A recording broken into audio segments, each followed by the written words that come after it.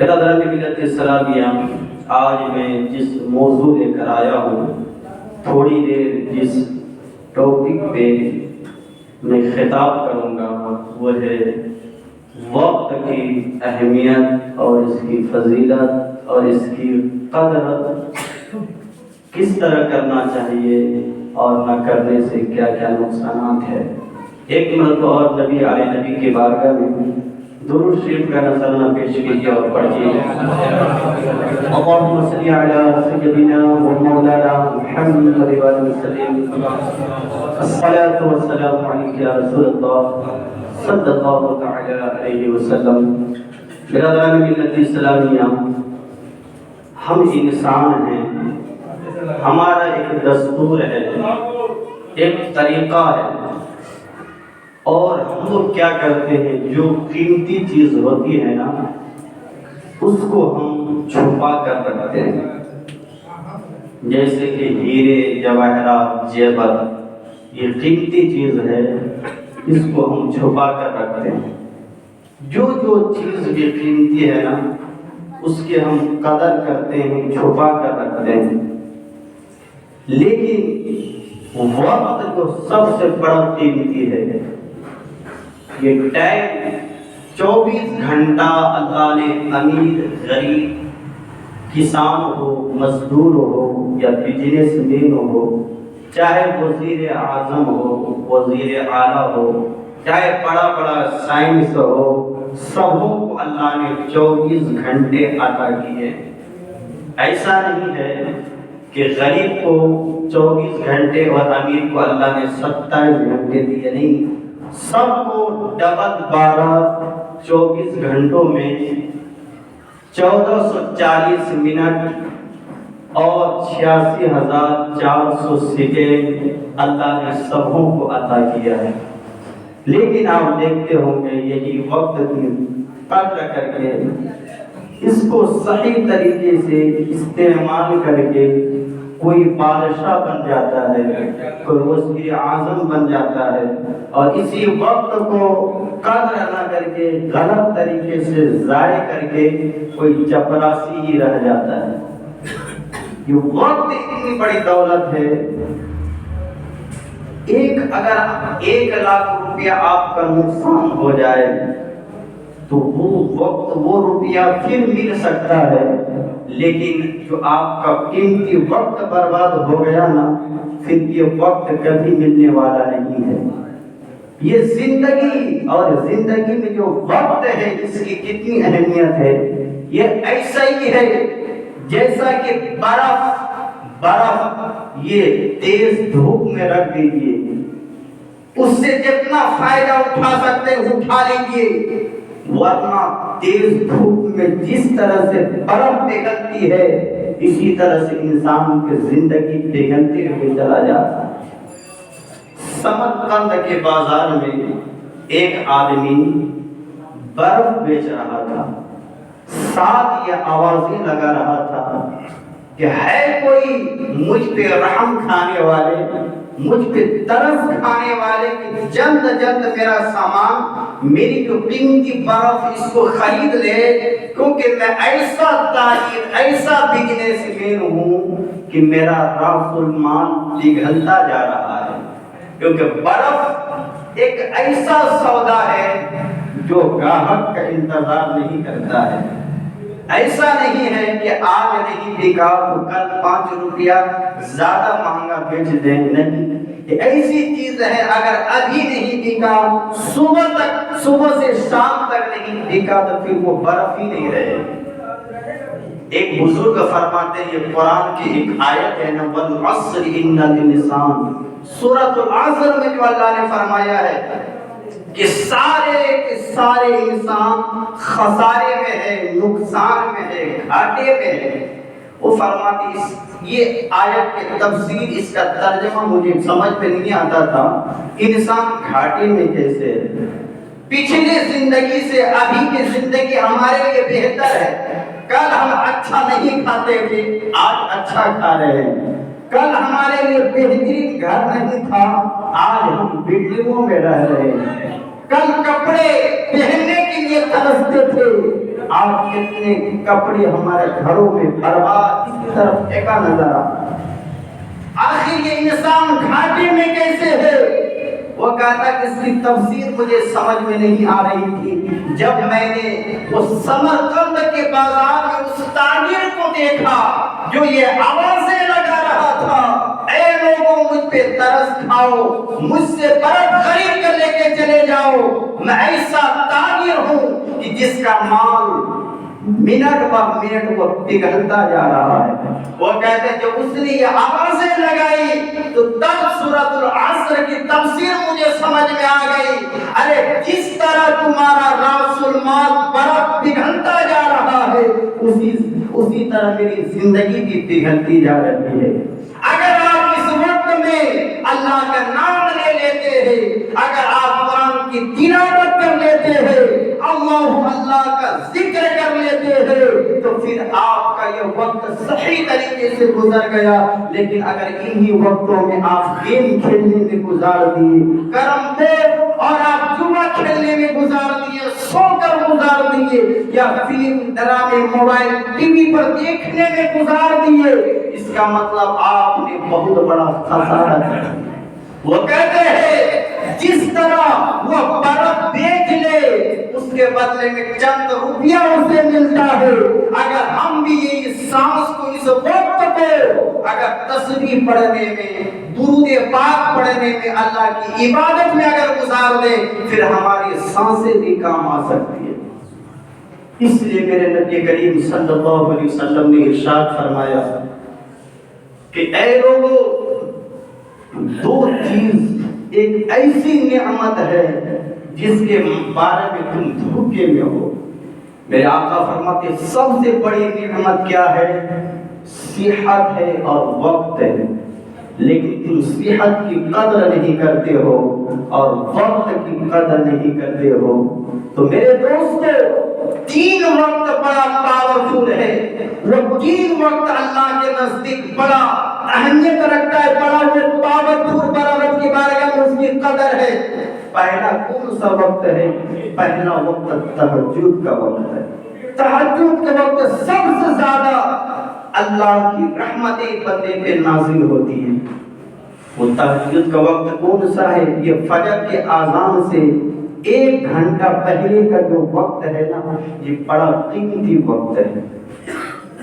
یہ وقت اگر کوئی رب کی عبادتیں کرتا ہے، رب کی بارگاہ میں کھڑے ہو کے تسبیح و تحلیل تہجد کی نمازیں پڑھتا ہے، اللہ بھی فرماتا ہے کہ بندہ جب نفل نماز کے ذریعے میرا قرب حاصل کر لیتا ہے، پھر میں اس کا ہاتھ بن جاتا ہوں جس سے وہ پکڑتا ہے، پھر میں اس کا کان بن جاتا ہوں جس سے وہ سنتا ہے، پھر اس کا میں پاؤں بن جاتا ہوں جس سے وہ چلتا ہے، پھر ایسے بندے کو میں دوست بنا لیتا ہوں۔ پھر ایسے دوست کے بارے میں پھر رب کا اعلان کیا ہے کہ جو میرے دوست سے دشمنی کرتا ہے اس سے میرا اعلان جنگ ہے۔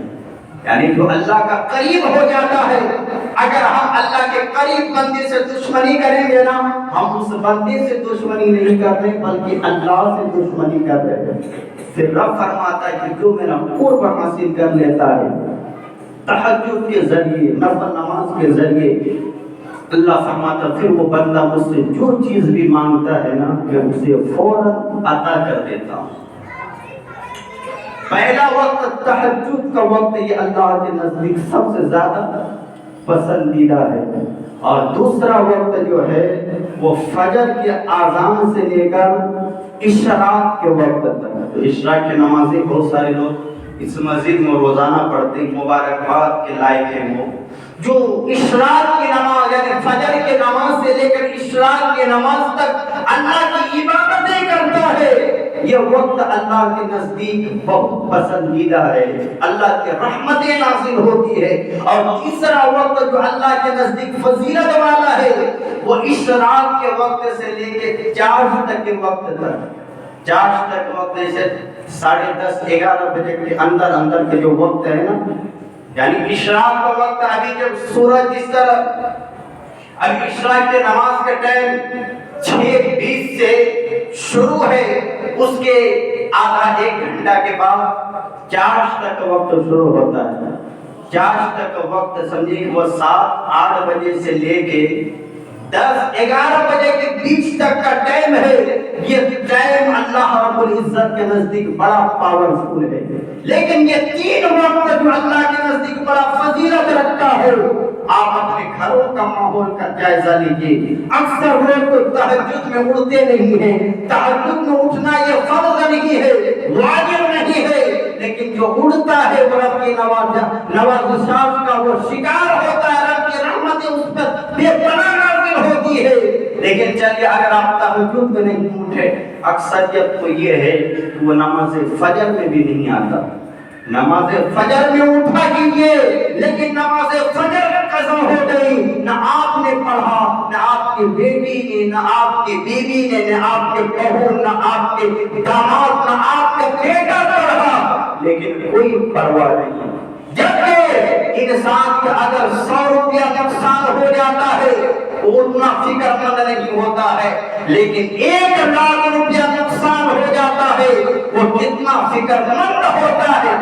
اگر کوئی کسی کا اگر 1 لاکھ بھی نقصان ہو جائے پھر بھی وہ فکر مند نہ ہو، اس کا مطلب وہ جائز کا روپیہ نہیں بلکہ حرام کا روپیہ ہے.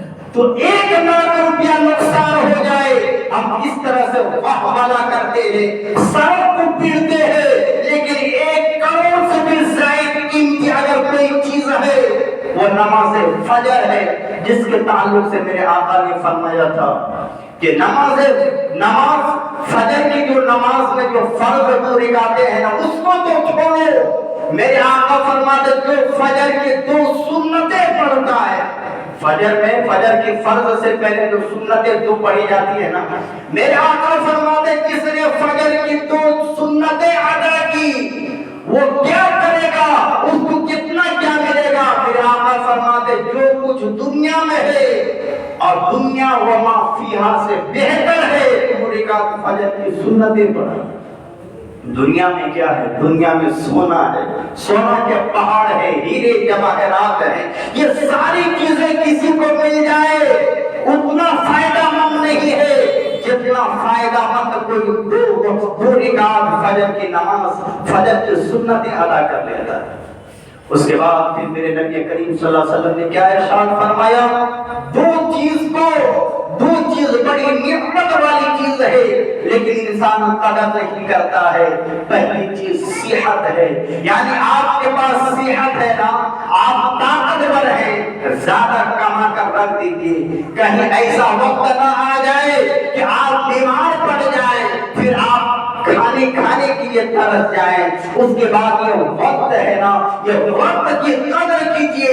یہ وقت کی قدر کرنے والا کوئی ماسٹر بن گیا، یہ وقت کی قدر کر کے کوئی ڈی ایم بن گیا، یہ وقت کی قدر کر کے کوئی وزیر اعظم بنا، کوئی وزیر جو ہے اعلیٰ بنا. یہ دنیا میں جتنے کامیاب انسان ہے نا یہ وقت کی قدر کیا تب اللہ اسے مقام عطا فرماتا.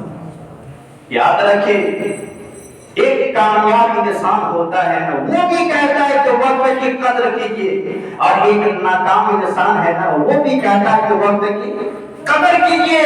کامیاب انسان وقت کو صحیح استعمال کر کے کہتا ہے وقت کی قدر کیجیے، لیکن ناکام انسان وقت کو ضائع کر کے کہتا ہے کہ وقت کی قدر کیجیے. اس لیے میرے نبی کریم صلی اللہ علیہ وسلم نے ارشاد فرمایا تھا 5 چیزوں کو 5 چیز سے پہلے غنیمت جاننا. میرے آقا فرماتے زندگی کو مرنے سے پہلے غنیمت جاننا، یعنی جب تک موت نہیں آئی ہے یہ زندگی کو نیک اعمال میں گزارو، اللہ کی رضا میں گزارو، اچھے کام کرنے میں گزارو، ورنہ پھر موت آ جائے گی نا تم پچھتاتا رہ جاؤ گے. اللہ 1 سیکنڈ بھی تمہیں عطا نہیں کرے گا. 1 سیکنڈ رب کی بارگاہ میں کہو گے مولا پھر سے مجھے دنیا میں بھیج دے، میں 1 مرتبہ سبحان اللہ بولوں، رب نہیں کہے گا کہ میں نے تمہیں 60 70 30 32 50 سال دیا. جب اس وقت میں میری عبادت اور میرا ذکر نہیں کر پایا تو 1 سیکنڈ لے کر کیا کرنا. 1 سیکنڈ رب کی بارگاہ میں مہلت مانگے رب عطا نہیں کرے. اس کے بعد پھر میرے آقا فرماتے صحت کو بیماری سے پہلے غنیمت جانو، یعنی جب تک تم بیمار نہیں ہوئے ہو، صحت مند ہوگا، اپنے بال بچوں کے لیے زیادہ کما لو۔ تم کو ترقی کرنا ہے، کب تم ترقی کر سکتے؟ جب تمہارے بدن میں طاقت ہے، جب تم بیمار نہیں پڑے ہو، ورنہ جب تم بیمار پڑ جاؤ گے نا، پھر تمہیں کوئی یاد نہیں کرے گا، کوئی 1 روپیہ دینے والا نہیں ہے۔ اس کے بعد پھر میرے آقا فرماتے فرصت کو مشغولیت سے پہلے غنیمت جانو، یعنی تو فری ٹائم ہے نا، یہ فری ٹائم میں کوئی ایسا کام کر لو جو آنے والے، یعنی کبھی ایسا زندگی میں آ جائے کہ تمہیں ٹائم نہ ملے تو تم وہ وقت کو جو اچھی طریقے سے استعمال کیا ہو اس وقت وہ کام دے۔ میرے آقا نے کیا فرمایا؟ فرصت کو، فری ٹائم کو مشغولیت سے، یعنی بیزی ہونے سے پہلے فری ٹائم کی قدر کرو۔ اور اس کے بعد پھر میرے نبی کریم صلی اللہ علیہ وسلم کے ارشاد فرمائے وقت کی قدر کرو۔ یاد رکھیے یہ وقت ہے نا، میرے نبی کریم صلی اللہ علیہ وسلم ارشاد فرماتے ہیں یہ دین، یہ رات جب جب آتی ہے، یہ ابن آدم ہم لوگوں سے بار بار پکار کر کہتا ہے، یہ رات کہتی ہے، یہ دین کہتا ہے کہ اے ابن آدم، اے آدم علیہ السلام کی اولادیں، تم جتنے زیادہ نیک عمل کرنا ہے کر لو، ورنہ اگر میں تم مجھ میں، یعنی دین کہتا ہے اگر تم دین میں اگر تم اللہ کی یاد کر لیتا ہے، تسبیح و تحلیل کر لیتا ہے، رات کہتی ہے اگر تم رات میں اللہ کا نام لیتا ہے، نمازیں پڑھ لیتا ہے، رب کی بارگاہ میں میں گواہی دوں گا مولا میں دین آیا تھا کہ مجھ میں تیرا نام لیا تھا۔ رات کہے گا اے مولا جب رات ہوئی تھی اس نے جو ہے تیرا نام لیا تھا، تیرا ذکر کیا تھا، جب اللہ عذاب دینے لگے گا یہ دین آ کر کہے گا مولا یہ تو اچھی طرح سے دین گزارا تھا، نیک اعمال میں دین گزارا تھا، رات کہے گی یہ نیک عمل کرنے میں دین گزارا تھا۔ اور یہ دین جو ہے نا آج کا جو دین ہے یہ پھر دوبارہ کبھی ملنے والا نہیں، پھر نیا دن آئے گا، اس لیے یہ دین کی یہ رات کی ایک منٹ منٹ کی قدر کرو۔ اللہ نے سورۃ العصر میں کیا فرمایا؟ والعصر ان الانسان، یعنی رب فرماتا ہے زمانے کی قسم۔ دیکھیے اللہ کوئی معمولی چیز کی قسم یاد نہیں کرتا ہے، اللہ جب کس چیز کی قسم کھا رہا ہے اس کا مطلب اس چیز کے مقابل مرتبہ کا عالم کیا ہوگا۔ اللہ نے کس کی قسم کھائی؟ والعصر، زمانے کی قسم، ان الانسان لفی خسر، جتنے انسان ہیں سب کے سب گھاٹے میں ہے، سب کے سب خسارے میں ہے۔ آخر کون لوگ فائدہ مند ہے، کون لوگ کامیاب ہے؟ قرآن کہتا ہے کہ جو 4 کام کیا وہ کامیاب ہے، باقی سارے کے سارے خسارے میں ہیں۔ کون کامیاب ہے؟ رب فرماتا ہے الا الذین آمنوا، جو لوگ ایمان لائے وہ کامیاب ہیں، وعاملوا الصالحات، اور جو نیک عمل کیے، نیکی والا کام کیے وہ کامیاب ہے، وتواصوا بالحق، جو حق کہتا ہے، جو حق کی تعلیم لوگوں کو دیتا ہے وہ کامیاب ہے۔ پھر فرماتا وتواصوا بالصبر، جو صبر کی تلقین کرتا وہ خود بھی صبر کر رہا ہے اور دوسروں کو صبر کرنے کی دعوت دے رہا ہے، وہ بندہ کامیاب ہے۔ یاد رکھیں جو ایمان لایا وہ کامیاب، جو نیک عمل کیا وہ کامیاب، اور وہ حق بات کی اعلان کرتا ہے، لوگوں کو تلقین کرتا ہے وہ کامیاب، جو صبر کرتا ہے دوسروں کو صبر کی ترغیب دے رہا ہے، 4 لوگ کامیاب ہیں۔ اس کے بعد باقی جتنے بھی لوگ ہیں دنیاوی طور پہ چاہے جتنی بھی گاڑیاں ہو اس کے پاس، کتنے بھی بینک بیلنس ہو، لیکن قرآن کہتا ہے وہ کامیاب نہیں بلکہ وہ خسارہ ہے۔ اس کے بعد پھر میرے نبی کریم صلی اللہ علیہ وسلم بلکہ اللہ نے پھر رات کی بھی قسم ارشاد فرمائی۔ اللہ سورہ فجر میں فرماتا والفجر واللیال عشر، یعنی فجر جس وقت سورج طلوع ہوتا ہے اس کی قسم، اور 10 راتوں کی قسم اللہ یاد فرماتا ہے۔ اس کے بعد سورۃ الضحیٰ میں رب فرماتا والضحیٰ واللیل اذا سجى، یعنی چاشت کی قسم اور رات کی قسم، یعنی چاشت کی قسم اس وقت سورج نکلتا ہے اور رات کی قسم اس وقت سورج ڈوبتا ہے۔ رب نے رات اور دن کی قسم یاد کر کے لوگوں کو فرما دیا کہ وقت کو، یہ رات کو یوں ہی مت گزارو، بلکہ اس کام کو ایسے چیز میں گزارو کہ تمہاری زندگی میں کامیابی کا سبب بن جائے۔ یہ رات اس لیے میرے نبی کریم صلی اللہ علیہ وسلم نے ارشاد فرمایا، اللہ نے جو رات بنایا ہے سونے کے لیے، اسی لیے فجر کی نماز پڑھو تو فوراً سونے کی کوشش کرو، کیونکہ فجر کی نماز اور عشاء کی نماز پڑھنے کے بعد فوراً سونے کی کوشش کرو۔ اس لیے عشاء کی نماز کے بعد دنیاوی گفتگو کرنا یہ مکروہ ہے، یعنی ناپسندیدہ ہے۔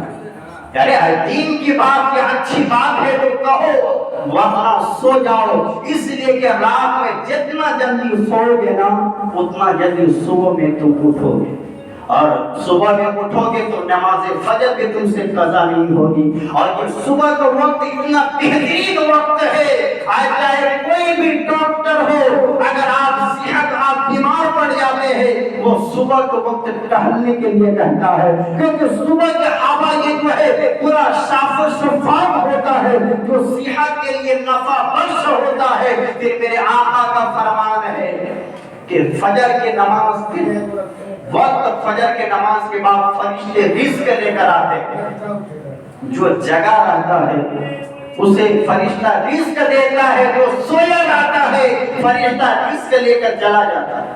آپ کچھ لوگ ایسے ہیں جو کم کماتا ہے لیکن خوشحالی کے ساتھ بیماریوں سے دور والی اچھی زندگی گزارتا ہے، لیکن کچھ لوگ زیادہ کماتا ہے لیکن روزانہ وہ شکایتیں کرتے ہوئے نظر آ رہے ہیں۔ کیوں؟ اس لیے کہ اس کے رزق میں برکت نہیں۔ کیوں؟ اس لیے کہ جو دین میں جو زیادہ وقت دین تک سویا رہے گا، فجر میں اٹھے گا نہیں، اللہ اس کے رزق سے برکت کو چھین لے گا۔ اس لیے وقت کی قدر کیجیے۔ یہ وقت کا صحیح استعمال کرنے والا وہ زندگی کا ہر موڑ پہ کامیاب ہو گیا۔ اگر کوئی طالب علم ہے، اسٹوڈنٹ ہے، وہ وقت کا صحیح استعمال کرے گا تو اچھا ماسٹر یا اچھا وہ جو ہے تعلیم یافتہ بنتا ہوا نظر آئے گا۔ لیکن اگر وقت کو آپ کھیل کود میں ادھر ادھر اگر آپ ٹائم پاس کرنے کی وجہ سے آپ گزار دیے، پھر یہ وقت ایسا ہے، حضرت امام راضی فرماتے ہیں یہ وقت تیز تلوار کی طرح ہے۔ اگر تم نے وقت کو صحیح استعمال کیا تو تم نے وقت کو کاٹ دیا، اگر تم نے اس کو صحیح سے استعمال نہ کیا تو ورنہ وہ تجھے کاٹ کر چلا جائے گا۔ پھر زندگی کے ہر موڑ پہ تم ناکام ہوتا ہوا نظر آؤ گے۔ یہ تمام چیزوں کا نچوڑ یہ ہے، اس لیے اللہ نے نماز کو جو فرض کیا ہے یہ وقت پر فرض کیا ہے۔ ظہر کی نماز اگر کوئی عصر میں پڑھنا چاہے تو ادا نہیں ہوگا، عصر کی نماز کوئی پہلے ظہر میں بھی پڑھنا چاہے گا تو نہیں ہوگا۔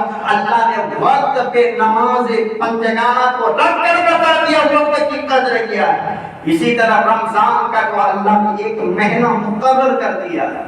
حج بھی عام دن نہیں ہوتا ہے، حج کا بھی اللہ نے ٹائم وقت فکس کر دیا، یہ وقت میں حج ہے، وہ اس وقت میں اگر کر لیے تو حاجی کہلاؤ گے ورنہ حاجی نہیں کہلاؤ گے۔ اس لیے میرے دوستو آپ سے یہی آخری بات میں کہنا چاہوں گا کہ شادی بیاہ میں آپ وقت کی ایک دم قدر نہیں کرتے ہیں۔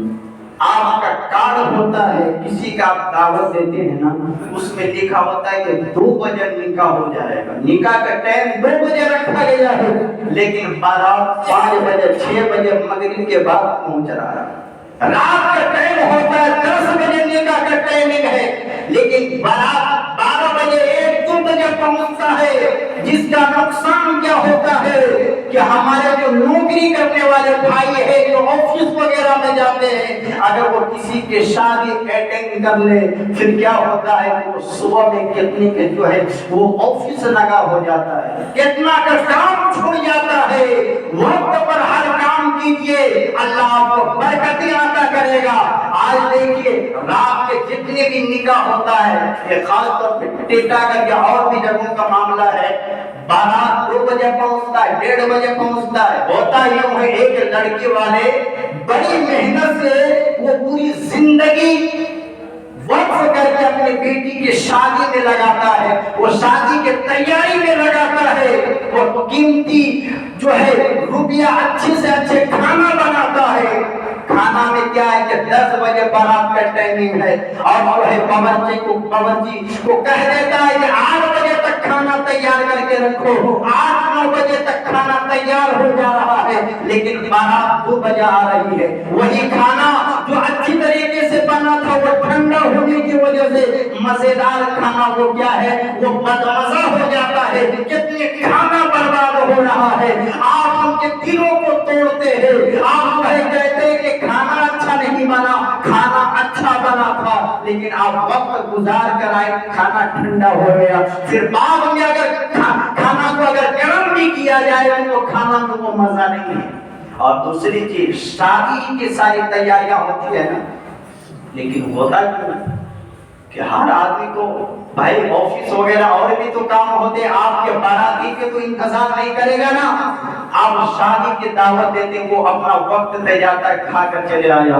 اور نکاح کے ٹائم میں 2-4 آدمی کچھ ایسے لوگ ہوتے جو اونگنے میں لگا رہتا ہے، جو سب سے امپورٹنٹ چیز ہے نکاح خانی۔ نکاح خانی کے وقت آدمی نظر نہیں آتا۔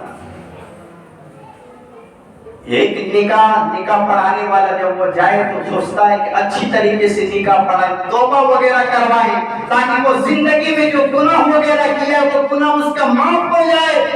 لیکن جب رات زیادہ ہو جاتی ہے، اسے بھی تو فجر کی نماز پڑھانی ہے، وہ بھی جیسے تیسے نکاح پڑھا کے چلا جاتا ہے۔ یہ ساری کمیاں آپ کے اندر ہے، اس لیے میں تمام لوگوں سے گزارش کرنا چاہوں گا، اگر آپ کہیں اپنی بیٹی کی شادی طے کرتے ہیں، آپ لڑکا والا سے کہہ دیجئے کہ رات کا اگر نکاح تو 10 بجے تک تم نکاح پڑھ، تم بارات میرے جو ہے جو حال میں جس حال کو پوچھ کے 10 بجے تک بارات لگ جانی چاہیے۔ اگر وہ 3 والا ہے تو بول دیجئے 1 سے 2 بجے کے اندر بارات لگ جانا چاہیے، ورنہ پھر ہوگا کیا کمر ہٹی وغیرہ میں کیا قانون بن گیا ہے۔ 12 بجے کے بعد کوئی بھی بارات آتی ہے نہ کوئی مولانا نکاح نہیں پڑھا، وہاں چاہے دیوبندی ہو وہاں بھی وہ سب بیٹھ کے ایک میٹنگ کیا، چاہے وہ کسی بھی فرقے والے کا بارات ہو، اگر 12 بجے کے بعد بارات آئے گا تو اس کا نکاح کوئی نہیں پڑھائے گا۔ اسی طرح دین میں اگر 4-5 بجے کے بعد جو بارات آتی ہے یا مغرب کے بعد اس کا نکاح کوئی نہیں پڑھائے۔ اس لیے میری طرف سے بھی یہی گزارش ہے کہ اگر آپ کے یہاں کبھی اگر نئی بستی میں کوشش یہ کروں گا، اگر کسی کی بارات اگر 2 بجے کے بعد آئے، 1:30 بجے کے بعد آئے تو میں بھی نکاح پڑھانے نہیں جاؤں۔ ورنہ ہوتا ہے کہ جب 2 بجے بارات آتی نکاح پڑھانے گئے، آتے 2:30-3 بج جاتا ہے، اس کے بعد فجر میں جب سونے کے بعد فجر میں کبھی لیٹ ہو جاتا ہے، مقتدی کو کیا معلوم کہ رات میں نکاح پڑھانے گئے یہ کیا ہوا؟ اگر یہاں پہ سونے میں لیٹ یا کچھ ہو جائے 2-4 منٹ تو پھر لوگ مقتدی آپس میں بحثیں کرتے ہیں، امام صاحب کا سنی میں راتی وہ وقت کی پابندی نہیں کرتا، وہ کس کی وجہ سے ہو رہا؟ آپ ہی کی وجہ سے ہو رہا۔ اسی طرح اگر 3 کے 12 اگر 5-6 بجے کے بعد آئے گا پھر میں نکاح نہیں پڑھا۔ اور ایک اعلان اس کے ساتھ یہ بھی ہے، سب سے نچلی قوم ہے جو مطلب جو ہے ہندو میں، وہ چمار ہے، ڈوم ہے۔ چمار ڈوم کا جو بارات ہوتا ہے نا، کیونکہ سب سے نچلی قوم ہے، جب وہ بارات وغیرہ لے کر جاتا ہے تو ڈانس ڈی جے وغیرہ کے ساتھ جاتا ہے۔ ہندو کی برادری لیکن بڑے برادری ہے، وہ ڈی جے وغیرہ ڈانس وغیرہ دین کے پارٹی لے کر نہیں جاتا ہے۔ جو چھوٹی جماعت ہے، جو رزیل قسم کا انسان مطلب جو ہے قوم، وہ جب اپنی شادی کیا کرتا ہے تو ناچتے ہوئے گاتے ہوئے جاتا ہے، یعنی جو بارات میں ناچتے گاتے ہوئے جائے تو وہ گویا بتاتا ہے کہ میں کس کیٹیگری کا آدمی ہوں۔ اگر مسلمان بھی اگر اپنی شادی بیاہ میں ڈانس کرتا ہوا جائے، اگر وہ جو ہے ڈینٹ پارٹی لے کے اگر وہ نکاح جیسے پاکیزہ رسم کو، یہ سنت کو اگر وہ جو ہے اس میں ناپاکی چیز کو ملاتا، اگر وہ ڈانس لے کر جا رہا ہے، ناچتے کودتے جا رہا ہے، گانا بجاتے ہوئے جا رہا ہے، گویا کہ وہ بھی کیا اعلان کرتا ہے کہ دیکھو میں کتنا گھٹیا آدمی ہوں۔ اس لیے میرے دوستو، اگر کسی کو پتا چل گیا اگر کوئی بارات لے کر آیا ہے ڈانس کرتے ہوئے، گانا بجاتے ہوئے، اگر وہ ہجڑوں کو ڈانس کرواتے ہوئے، ناچتے ہوئے اگر کسی کا بارات آئے گا، تو میں ممبر رسول سے کہہ رہا ہوں، اگر مجھے پتا چل جائے گا میں ایسے لوگوں کو بھی نکاح نہیں پڑھاؤں گا۔ ایک دو جگہ ایسا ہوا، میں اسے بتا دیا، وارننگ دے دیا، آپ لڑکے والے ہیں نا، آپ کو بھی خود سوچنا چاہیے، آپ نکاح خانے میں غلط کام کرتے ہیں نا، شریعت کے مطابق کام نہیں کرتے، اس کا نقصان کیا ہوتا ہے آپ کو کیا معلوم؟ آپ کو نکاح بارات میں گئے، بھیڑ لگائے، اس کے بعد چلے جاتے ہیں، کتنے معاملات یہ پیش جاتا ہے، کورٹ میں جاتا ہے، مفتیان کرام کے پاس جاتا ہے، شادی کا 2 مہینہ ہوا، 1.5 مہینہ، 6 مہینہ ہوا، ڈیورس ہونے لگا، ایک لڑکا لڑکی میں نہیں بن رہی ہے، طلاق تک نوبت آ رہی، آخر کیوں آتی ہے؟ یاد رکھیے، جس نکاح خانے میں غلط رسم ہوتا ہے، اللہ رسول کو ناراض کر کے جو کام کریں گے، یہ زندگی کے سب سے امپورٹنٹ چیز نکاح، جو خوشحالی کو دو خاندان کو آپس میں محبت کرنے کا ذریعہ ہے، محبت پیدا کرنے کا ذریعہ ہے، اگر اس میں اگر غلط کام کر دیتے ہیں، اللہ جب ناراض ہو جاتا ہے نا، چاہے وہ لو میرج ہو یا ارینج میرج ہو، پھر وہ نکاح زیادہ دن تک نہیں چلتا ہے، پھر اسی نکاح میں وہ جو ہے نا اتفاقیاں ہوتا ہے، پھر خوشحالی کے لیے زندگی میں شادی کیا تھا، پھر وہ زندگی موت سے بدتر بن جاتی ہے۔ اللہ رب العزت کے بارگاہ میں دعا ہے، رب کریم ہم تمام حضرات کو شریعت مطہرہ کے مطابق شادی بیاہ کرنے کی اللہ توفیق عطا فرمائے۔ اللہ وقت کی قدر اور وقت کی پابندی اور وقت کی اہمیت ہر ایک کو کرنے کی اللہ توفیق عطا فرمائے۔ وقت پر ہم اپنا کام کریں۔ انہیں چند جملوں کے ساتھ میں اپنی گفتگو کو ختم کرتا ہوں۔ اللہ رب العزت کے بارے میں دعا ہے کہ رب کریم کہنے سننے کے درمیان